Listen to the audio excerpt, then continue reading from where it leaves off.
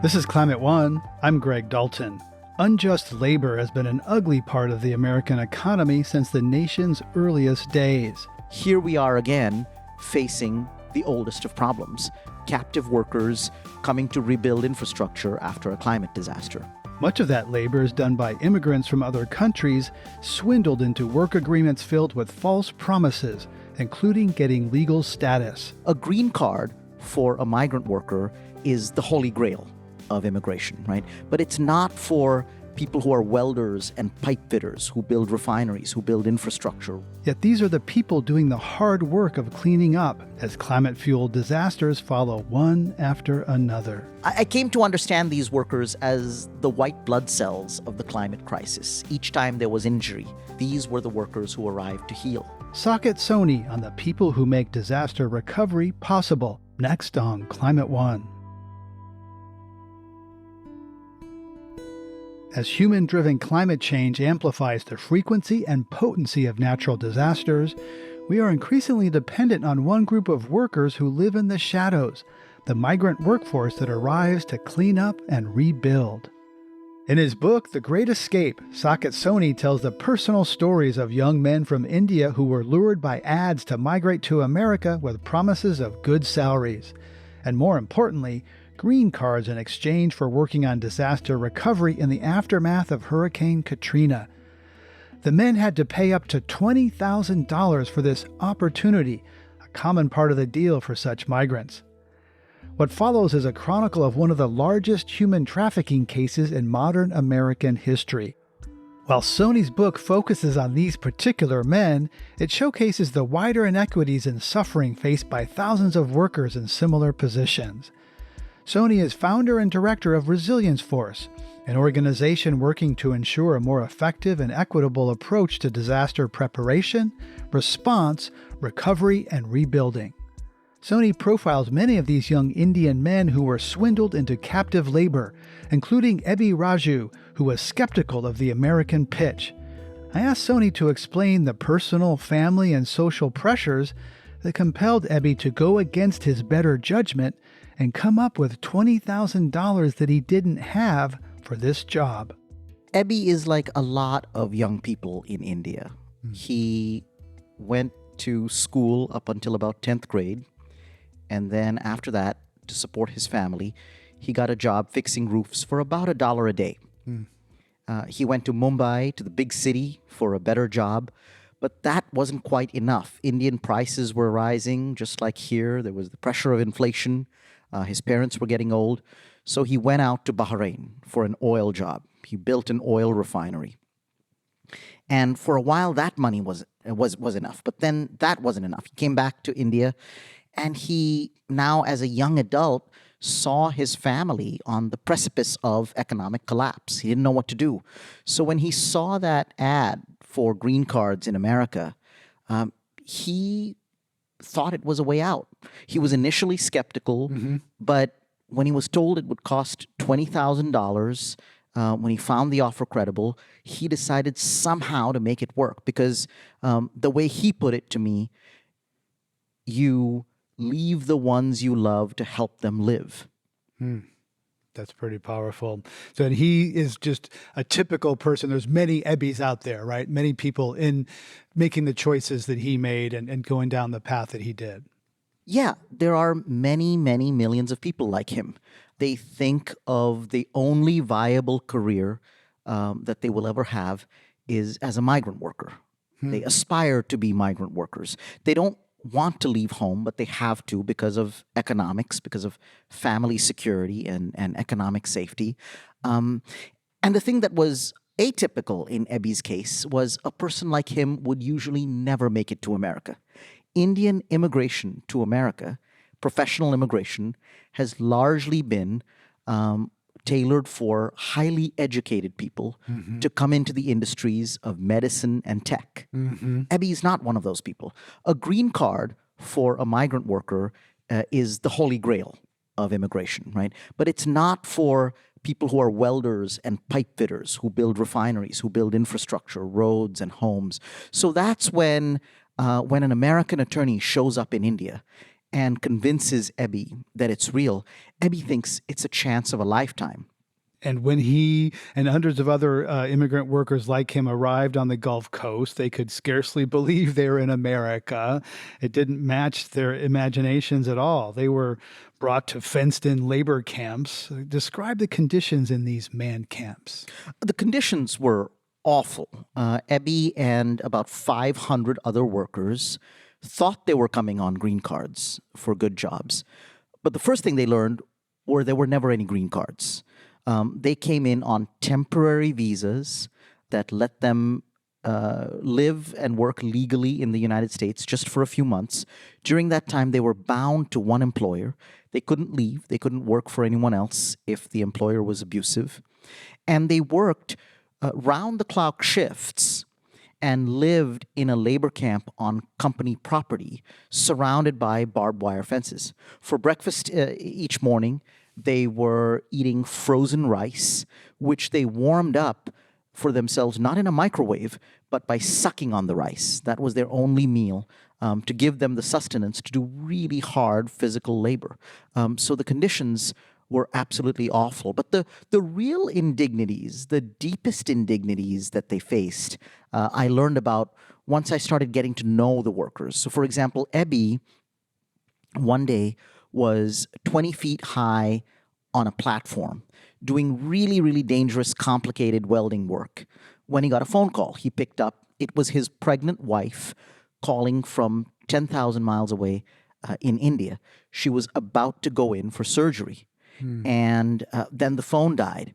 And so there was Ebby wondering when he would next see his son. And in fact, he didn't see his son that was born that day. He wouldn't meet his son for another 3 years. Those were the kinds of indignities that propelled the men to escape from the camp and launch them into their freedom march. These men literally were trapped inside these fences and they couldn't switch employers.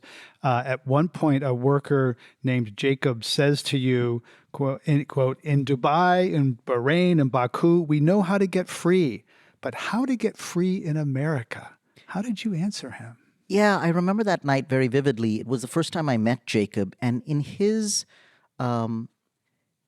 particular English, what he was asking was really technical. What he was saying is, look, I've been a captive worker in the Middle East. I've been a captive worker in Bahrain or in Baku. And when you're a captive worker in the Middle East, if it gets really bad, if conditions are really abusive, there is recourse. There's a way to switch from one employer to another. But what about Mississippi? What about the United States? How do I switch from this abusive employer to another? That's what he was asking. But in his particular English, the way the question landed on me, it seemed like he was asking something far more profound. He was asking a question as old as America. Captive labor has been a problem in American economies since the beginning of America. 1619. Right, absolutely. From American slavery to American indentured servitude, all the way to the American Bracero program that brought in immigrants. And what he was saying was, look, now at the dawn of the climate era, in the most contemporary of times, here we are again facing the oldest of problems: captive workers coming to rebuild infrastructure after a climate disaster. Yeah, the land of the free thing is, when people are more free in labor markets in Dubai and Bahrain, that's really striking. Ebby is just one of many individuals whom you personalize and humanize in the book, The Great Escape. Who else stands out to you? Well, one worker who really stood out a lot was someone I met in the labor camp who became a partner and eventually a brother to me, the person who helped me devise the entire Great Escape. His name was Rajan. He was from 2 towns away from Ebby. He was the kind of partner a labor leader dreams of. He was someone from inside the labor camp who would meet with me clandestinely. And he taught me about welding and pipe fitting. He taught me about the work inside the labor camp, what the company was doing. He also taught me how to cook. And I'd smuggle him Indian spices from outside. He'd take over the cafeteria in the labor camp and cook these meals. And the meals, all that Indian food, was his organizing tool to help the workers, to convince the workers to give me an audience, to hear from me about an option outside the labor camp. He was the one who helped me convince 500 workers that they should escape. And when it came time to get them out, heist style, it was a remarkable event over successive nights with the help of, wild turkey whiskey, terrible gas station flavored cigars, and a fictional wedding that Rajan and I were putting on at a hotel ballroom. Rajan helped me ferry workers 5, 6 at a time over the Pascagoula River to a hotel, and that's how we engineered the Great Escape. Wow, really is. Sounds like a great escape. You've said that the hardest thing that you were up against with these workers wasn't their fear, it was actually their faith in America. What do you mean by that? Well, when the workers overcame their fear and escaped from the labor camp, they now faced new fear. We were hiding 500 men in a hotel, a hurricane-ravaged hotel that was in disrepair since Katrina, the only place we could afford to put up 500 people. And the workers were sitting there waiting for the Department of Justice to act on their human trafficking complaint.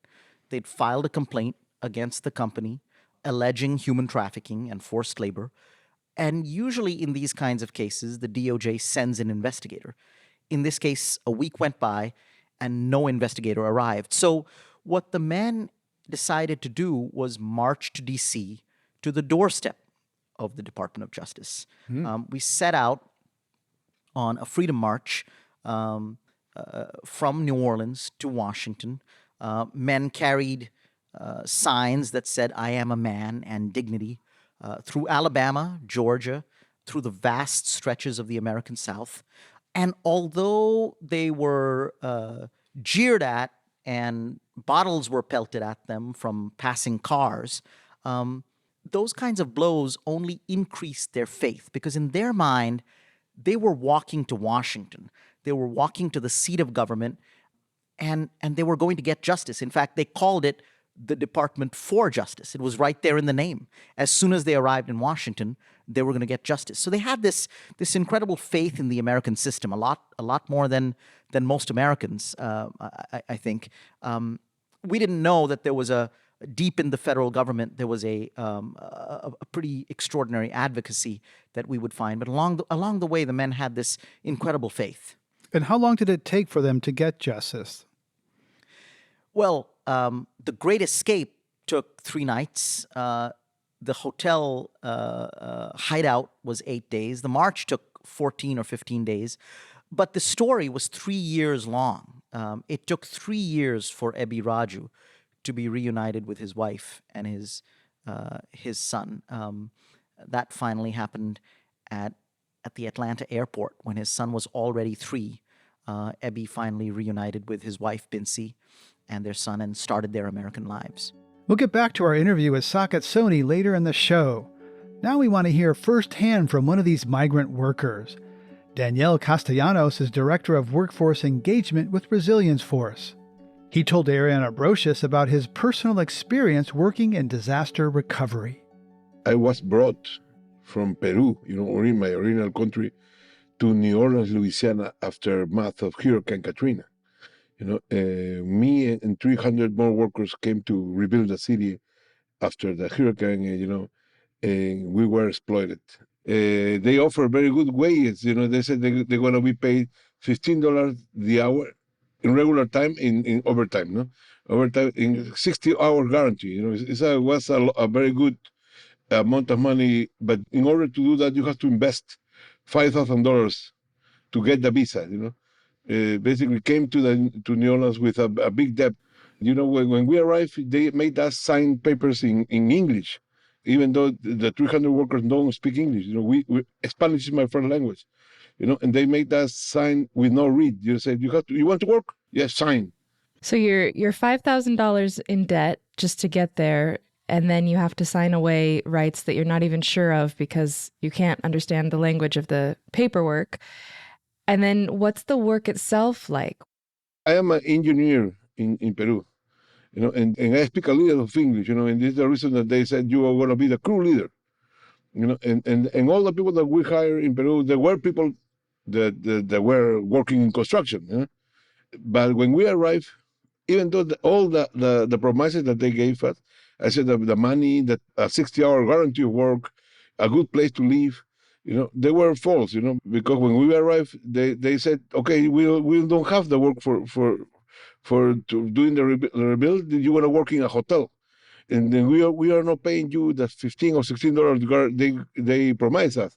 They pay 602 to us for hour. Wow. And they don't give us the 60 hours. They give us 20 hours. So you're getting way less money per hour. You're getting less hours per week, and the work itself is not at all what it was described. What were the conditions like in terms of where you were living and the job site that you were working on? The conditions were very, very bad. They put us 8 people in a room, in a little tiny hotel room, not in a big suite. 8 people in bunk beds, and they have holes in the ceiling. And I asked the supervisor if we're gonna work here or we're gonna live here, and he said both. We joke this with. They said, "Oh, it's a 5 stars hotel." Yeah, well, 5 star because this is a hole in the ceiling that you see 5 stars. This is the joke that we are doing. No? And actually was terrible. The conditions were terrible. When you are coming to the United States, you think about the freedom land, the land that you could restart yourself and have a lot of opportunities. But when you come with a visa like this, because I came legal to the United States, and brought by a company to rebuild the city, you think it's going to be better, but it was worse than come undocumented. When you cross the border, you are free to go to another job. I wasn't, because the name of my owner was in my passport. If I try to go to another company, they immediately call immigration and I will be deported. Right. So even though it was legal immigration and you were given a temporary visa, you were definitely exploited, as the term you used, because you weren't able to transfer employers. You were stuck in that situation.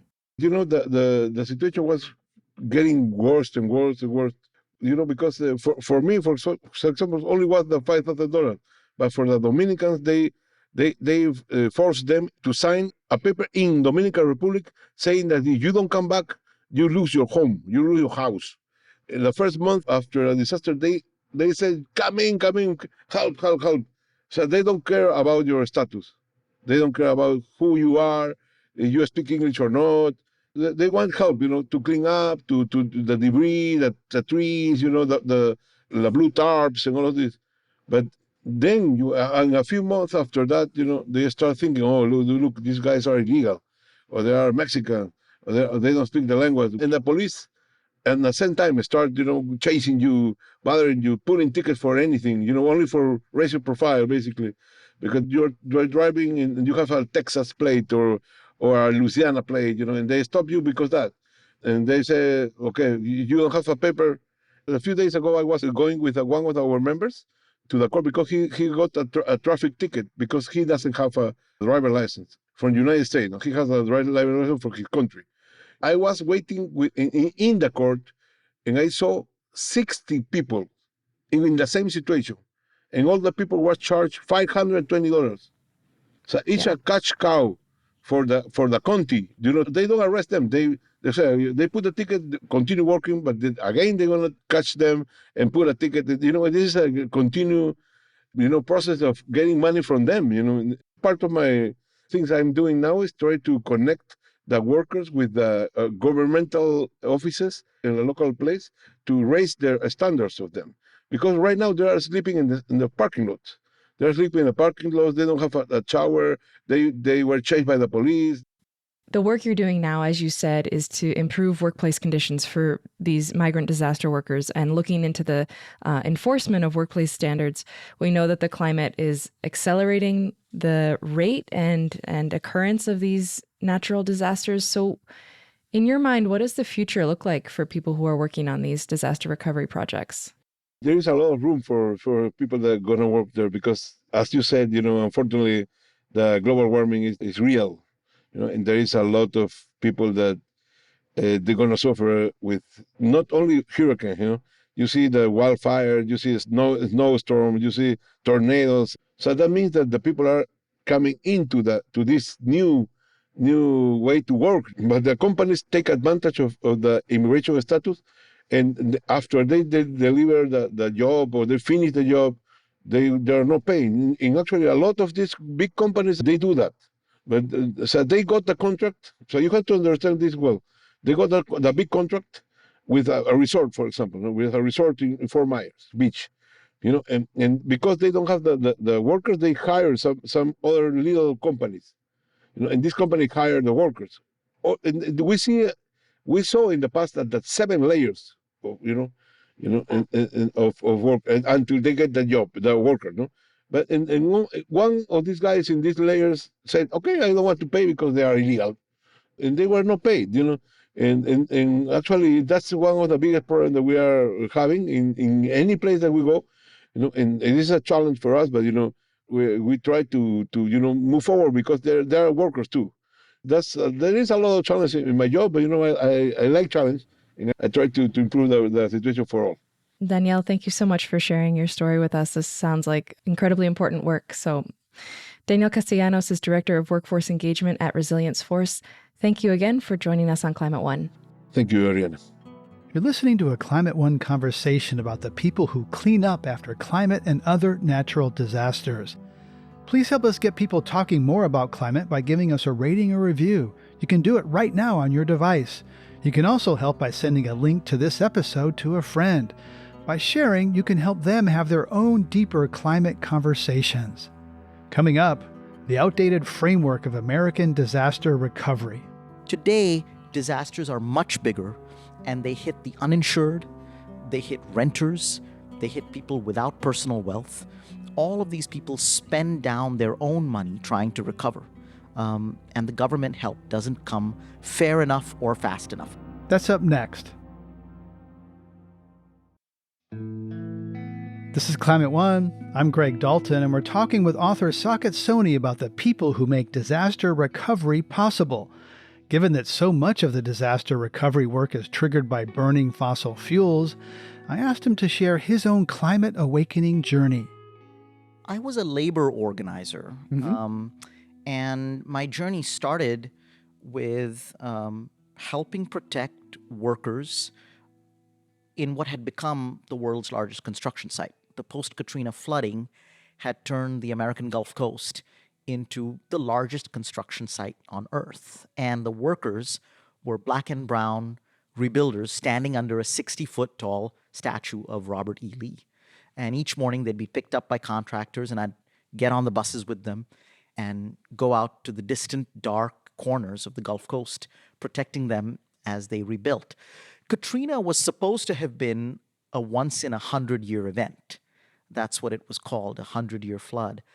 The truth is, since then, there have been over $200 billion disasters. And as these disasters grew more frequent and more destructive, workers would call me from new places, from Houston, from North Carolina, from South Carolina, then from the Midwest. And I'd go to these places to protect them. And what occurred to me was that it was the same workers, many of the same people who stood under the Robert E. Lee statue were now fixing newer and newer places after newer and newer disasters. And I came to understand these workers as the white blood cells of the climate crisis. Each time there was injury, these were the workers who arrived to heal. I've lived through numerous California wildfires that are climate amplified disasters that displace people, and I've welcomed first responders to stay in my home. I've seen firefighting helicopters fly directly over my home, and yet the people who come afterward were invisible to me until I read your book. I'm somewhat embarrassed to say I'd never thought about that, never knew they existed. So, how are the fates of resilience workers intertwined with the circumstances of people who are displaced by climate disasters? Because those are the people that I see in the media and I've thought about, not the workers.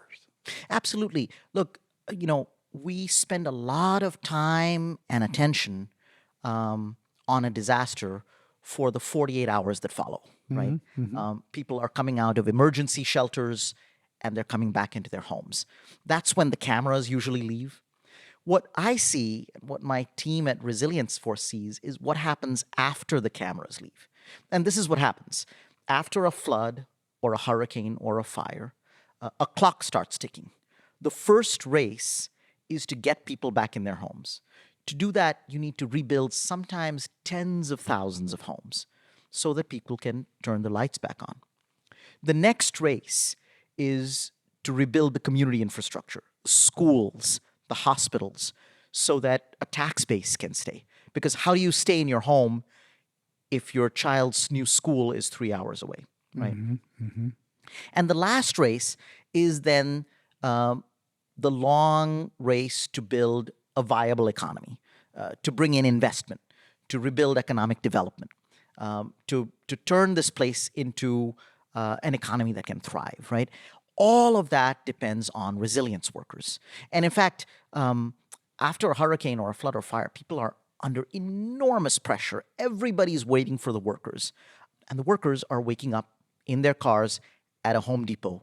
That's when the real rebuilding, the real recovery begins. We've been through some dramatic biblical floods in California in recent weeks. What's happening now that those floods killed 22 people? We've seen certain headlines. What's happening outside of the headlines, outside of the spotlight, in the wake of the California floods?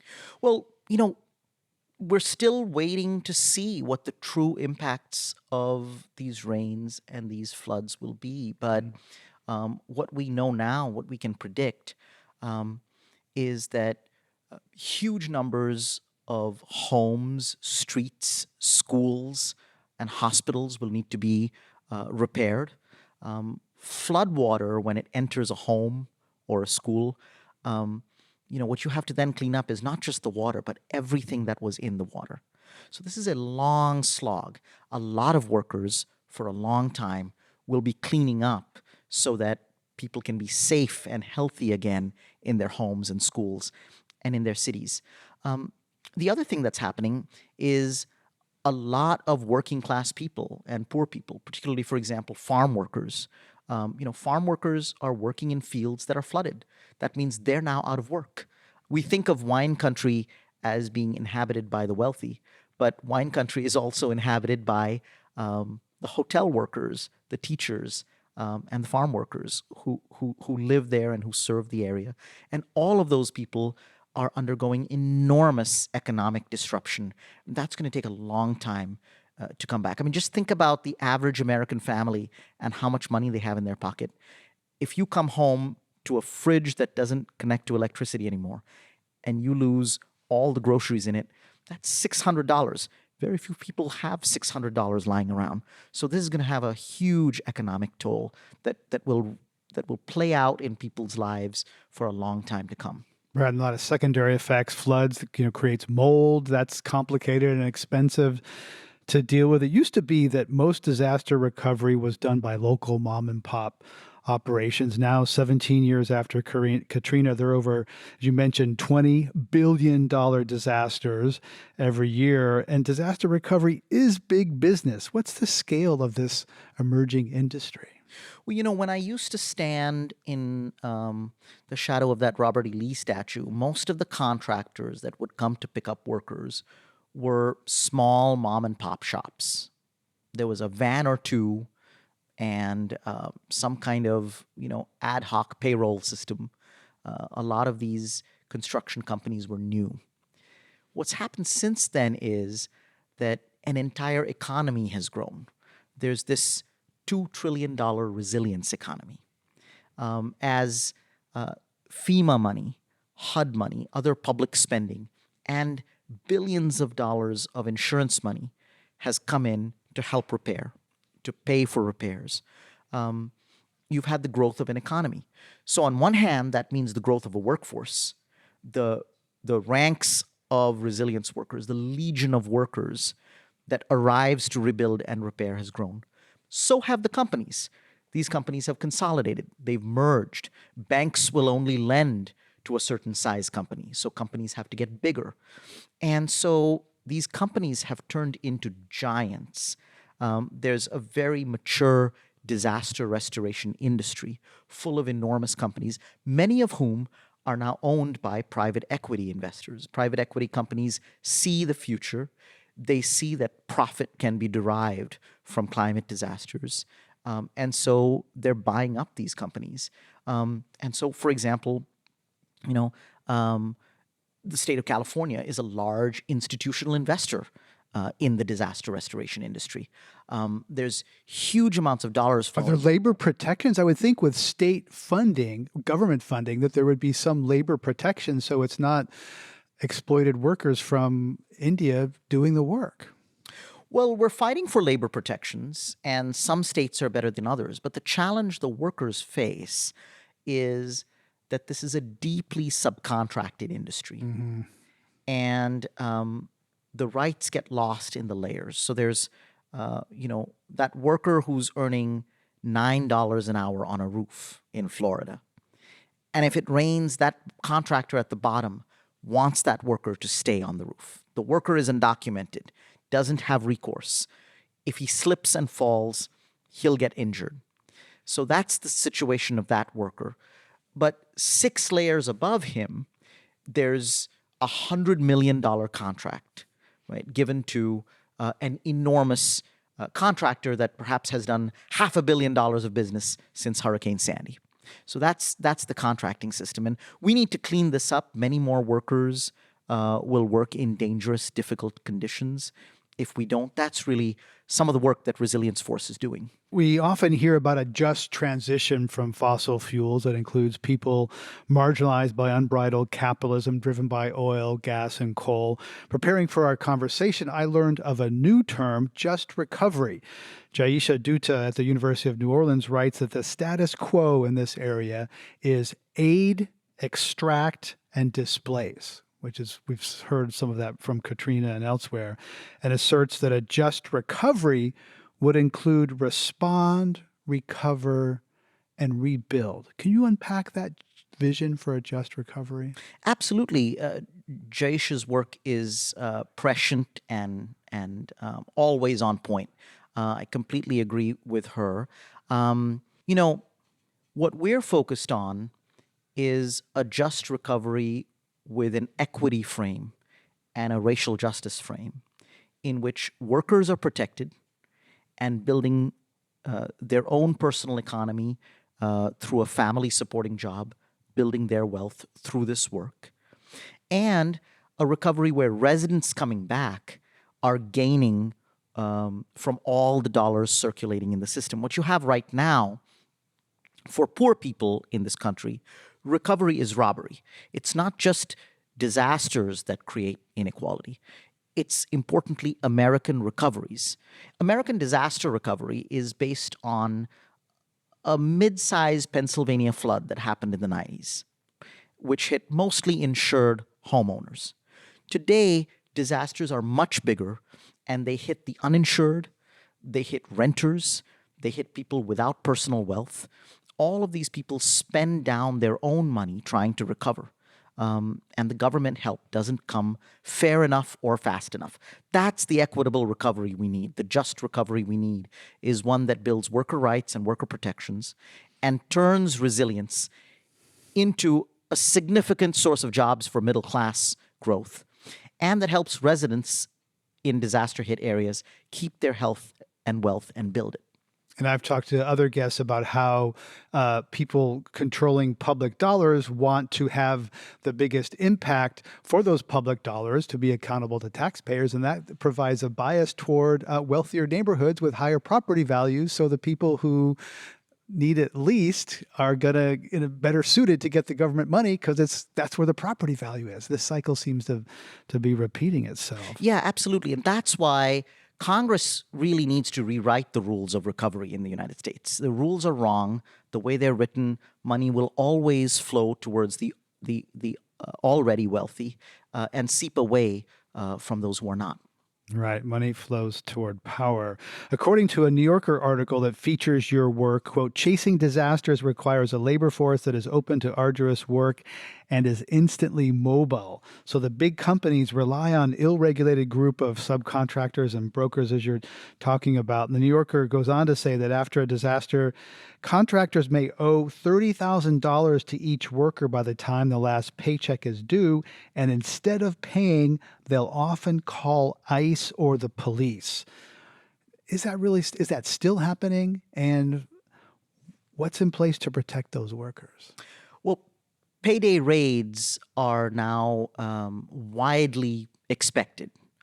People hold their breath on payday and don't know if at the end of the day they'll see a paycheck or the inside of a jail. The bigger problem is that we've come to rely on a group of workers that's so vulnerable with so little protection. And our sense of emergency after disasters lets this become the norm. You know, when I go to sites that are hit by hurricanes or floods and fires, I usually ask for a show of hands. I show up at the Home Depot when people are waking up. I show up at whatever flooded school or home the workers are sleeping in. And we gather people and we ask people, how many hurricanes have you worked? How many fires? How many floods? Most of the time, people have worked at this point 10, 15, or 20 disasters. So you've got this extraordinarily skilled workforce. You've got these people who have done it again and again, people who can make miracles happen. I've seen workers rebuild areas the size of football fields in a matter of days, because they can. But they're vulnerable while they do it. They're not paid enough, if at all. If they report abuse, they face retaliation, threats of deportation. And the other problem is there aren't enough of them. That's why our vision is a protected workforce, but also a much more expanded workforce so that America can become climate resilient. And your organization, Resilience Force, has initiated a number of legal actions against companies that hire recovery workers and then expose them to unsafe working conditions. How do the big companies shield themselves from liability by some of the layering and contracting, I guess you mentioned? So what are the companies doing in response? Well, a lot of the companies subcontract in order to avoid responsibility. They don't want to be responsible for workers and their conditions. But I'll tell you a different kind of story. We were in Louisiana after a recent hurricane and met with a group of workers who hadn't been paid from a job they were doing. They were rebuilding about a dozen public schools for a Louisiana school district. And we got into a terrible fight with the contractor. Workers were practically on strike. They were fighting for their paychecks. And we took the fight all the way up to the top contractor. We basically, woke the CEO up on Thanksgiving Day with a letter. And what started as a really tense negotiation between him and me turned into a long-term partnership. This ended up being a very enlightened CEO, a man by the name of Mark Davis, a really great leader in this space, who decided to take the workers at their word, believe them, call up the contractor, fix the labor dispute, pay the workers back out of his own pocket, and then we built a partnership to clean up the industry. So that's an example of a corporate leader who's doing the right thing because he had an enlightened self-interest. He sees that he needs this workforce. He sees that he needs them to be skilled and trained. and we can provide that for him. And I think more and more companies will see the light and start doing what he's doing. Yeah, that sounds like enlightened capitalism and seeing labor workers as allies and partners, not just expenses to be. That's right, as an asset. Yeah, Rather absolutely. than a liability. And how do these conditions compare to, you mentioned farm workers not working in flooded fields. How does this compare to other migrant laborers in other industries, such as agriculture? Well, the thing that's really stark to see when you're in a disaster zone is you get there and it is dark for miles around. There isn't a stable structure to sleep in. There's nobody around. And so if you're a worker and you're rebuilding, there's no infrastructure for you. FEMA hasn't built a camp for you. There isn't a barracks or a trailer park. There isn't a mess hall or a cafeteria. You really are on your own. You're in the dark. You're sleeping in the car, but it's very hard to sleep for weeks in a car. So you crawl under the car and you sleep on the floor under that car. That's your cover from the elements. Right? You wake up in the morning, you wash yourself with bottled water, you brush your teeth, and then you go to work. And work is 12 hours in the hot sun rebuilding roofs. So it really is the case that there's no infrastructure for these workers. That's part of the thing that political leaders in this country need to change. It would be very easy for governors and for Congress, when they send money to rebuild and repair, to also say what the conditions should be for the workers. That really needs to change. Coming up, the importance of building an industry around resilience. I think there'll be a day not long off in America where resilience, like manufacturing and auto work in a different era, where resilience will be the basis of a lot of well-paid middle-class jobs. That's up next.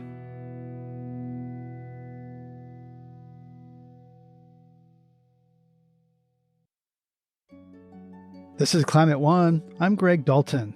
We're talking with Saket Soni, author of The Great Escape and founder and director of Resilience Force. Soni grew up in New Delhi and then studied English literature and theater at the University of Chicago. But then he missed the deadline on immigration paperwork and became undocumented. I asked him how that experience informs his empathy for disaster recovery workers. My parents were probably the only parents in the history of Indian civilization who allowed their kid to fly to America to study theater. And that's what I was doing when I missed an immigration deadline. I didn't think it was very serious. I thought it was about as grave a situation as an unreturned library book. It probably would have been, but then 9/11 happened. And like a lot of immigrants, I became undocumented and I lost my foothold in American life. And so, I was in a deeply precarious situation. I was very afraid. I think it set me up to really understand the fear and pain of these workers. I wasn't like them, but we had that common experience, and it gave me a basis of empathy. And actually, as our Freedom March was coming to D.C., right at the moment when the workers needed to be the most sturdy, strong, and stable, I was at my most vulnerable. I had, a precarious immigration situation I had to fix, and I had to navigate whether to tell them or how to tell them. I think having an experience like that made me especially able to listen with deep empathy to their fears and administer to their fears. Yeah, your situation was, you had a lot of privilege relative to them, and yet you were closer to them than certainly, I have been, or many people, you've been closer to their shoes. That's right. Actually, in their shoes. It was really interesting to hear you talk about the transformation of the CEO who was an antagonist and became an ally. Sometimes these workers help people who wish to see them deported. You write about MAGA supporters in Florida. Have you seen people change or soften their views on immigration after being helped by these immigrant workers? I think about this family in Florida we do acts of service with workers at Resilience Force. Our members on Sundays, instead of going to church, deploy to some big community service event where they rebuild the home or the church of people who can't afford to rebuild themselves. So one such Sunday in the Florida Panhandle, we helped rebuild the home of a family that was in a really tough spot. They didn't know if their repairs would be covered by insurance. And we just came in and spent the Sunday cleaning up the yard and getting their home back in order. Afterwards, we had dinner with them, and usually we supply interpreters so that people can form friendships, build bonds. And that was an extraordinary dinner. People talked across language, across political divides, across stretches of ideology. They talked about food and family and America. And that family that we helped out had a sign they put up after the hurricane that said, "Strangers will be shot." Well, after that dinner, they took that sign down. I think they are now more in a position to welcome strangers, and that's the kind of change I see. You know, disasters provide an opening unlike perhaps any other in American life for people to solve problems together and build lasting friendships together that can help us face future disasters with greater resilience. The people breaking bread can bring people together and overcome those differences. That's a uplifting story. Resilience Force created a comic book style manual teaching workers how to document job site abuses. It tells them to photograph the license plates of their employers. What else do you do to help resilience workers assert their power and know their rights under U.S. laws? Well, the big thing we do is confer recognition on workers. I mean, like you said before, this has largely been an invisible workforce, largely unrecognized. We've come in and given it a name, called them resilience workers. We've given them an identity. They have ID cards that have their names and pictures, but also the hurricanes, floods, and fires they've worked. We're working with the administration to confer recognition on the resilience occupation. We're working with officials to, for the first time, add a series of resilience occupations to the roster of American jobs.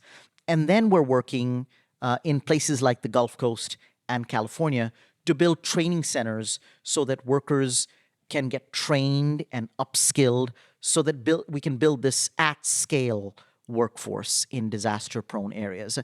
I think there'll be a day not long off in America where resilience, like manufacturing and auto work in a different era, where resilience will be the basis of a lot of well-paid middle-class jobs.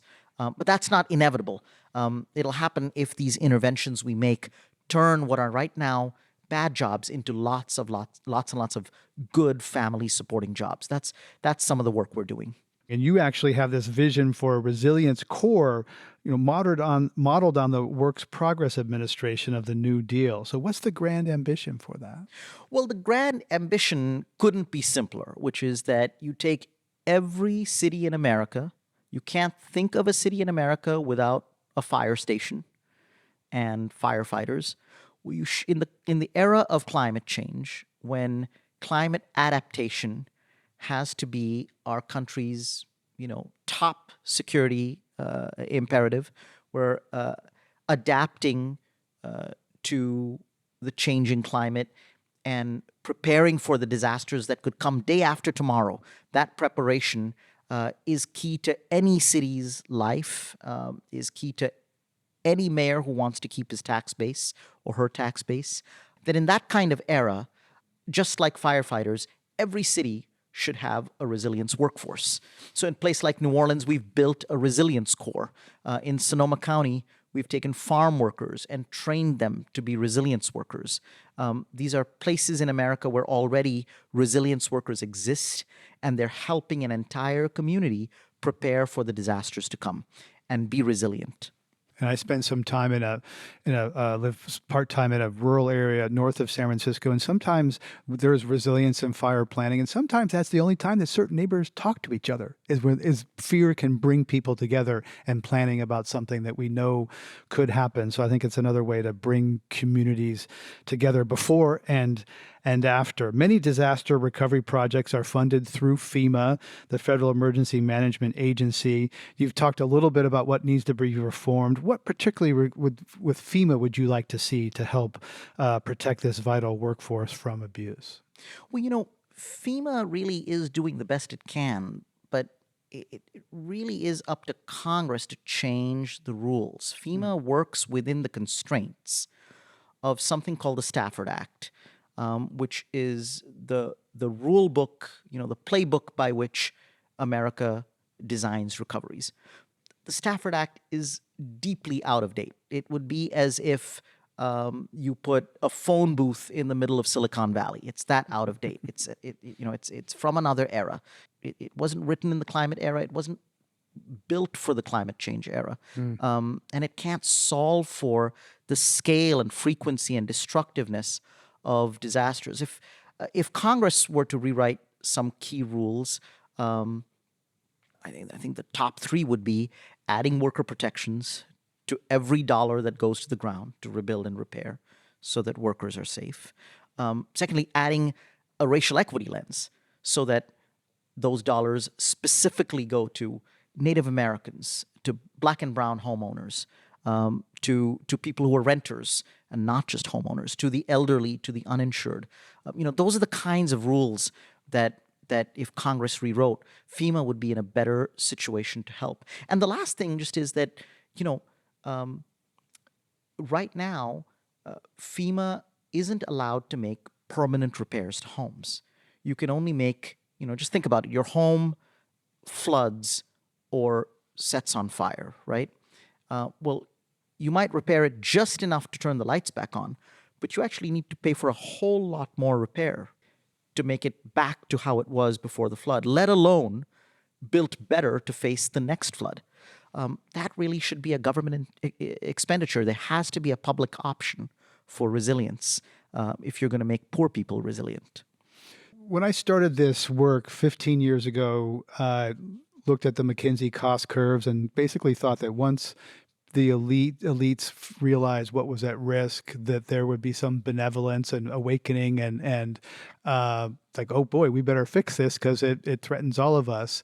But hearing you talk about payday raids, which is a new term to me, it just makes me doubt capitalism even more than I've been doubting a lot of unbridled capitalism, not capitalism writ large. So I'm curious about your journey, about humanity and climate, wondering, we've seen some better angels rise through these things and we've seen some real exploitation. What's been your personal emotional journey through this? Well, what I see all the time is that disasters make people deeply interdependent. They make people rely on each other in new ways or in ways that are newly visible. And so, in Florida after Hurricane Ian, a lot of the business owners and homeowners, poor and wealthy, big and small, want the immigrants to stay in Florida who are rebuilding Florida, and they want them to flourish. Among the companies, yes, there are the CEOs who won't do anything about labor exploitation, but there are also the Mark Davises of the world who are spending time and energy, not just making sure they're doing the right thing, but helping other companies see the light because they need the labor. So I think we've got an opening after disasters to focus on that interdependence and to make, to make to make those who want to do it for themselves and are on their own, to make them the outliers. I think there's an ecosystem after disasters that you find. People are in the business of solving problems. I think there are more of those than the kinds of people you're talking about who just want to leave everybody behind and fly to the moon. to escape, because I sometimes think that disasters bring out the best of us and the worst of us. And you're saying I'm often, moved to tears when I see the Cajun Navy deployed and, taking grandmothers out of their homes. And these are volunteers with their boats, just rescuing people they don't know. There's tremendous humanity and grace that comes forward in these times. And you're saying there's more of that. I think there's a lot more of that. I think, unfortunately, those who have the least are often the most generous with what they have after disasters. That's where you see the best of America. I mean, I have knocked on doors of families living in their flooded homes, and I'm invited in, and people share the little food they have with me because I haven't had lunch. They're grateful for the help we're bringing them. So I think that's that makes me hopeful. I think that as these disasters continue, there will have to be a new kind of social compact, particularly in states like California and Florida, where you'll see a much more robust safety net, much deeper supports for workers. That just has to happen because otherwise disaster recovery isn't possible. Saket Soni is founder and director of Resilience Force and author of the new book, The Great Escape. Thank you so much for sharing your insights in these compelling stories who will say were invisible to me and many others and bringing them their stories forward. Thank you. Thank you so much for having me, Greg. Climate One's empowering conversations connect all aspects of the climate emergency. Talking about climate can be hard and awkward and interesting and fascinating, and it's critical to address the transitions we need to make in all parts of society. Please help us get people talking more about climate by giving us a rating or review. You can do it right now on your device. You can also help by sending a link to this episode to a friend. By sharing, you can help people have their own deeper climate conversations. Brad Marshland is our senior producer. Our managing director is Jenny Park. Our producers and audio editors are Ariana Brocious and Austin Colon. Megan Basilia is our production manager. Our team also includes Sarah Catherine Coxon and Wency Shada. Our theme music was composed by George Young. Gloria Duffy is CEO of the Commonwealth Club of California, the nonprofit and nonpartisan forum where our program originates. I'm Greg Dalton.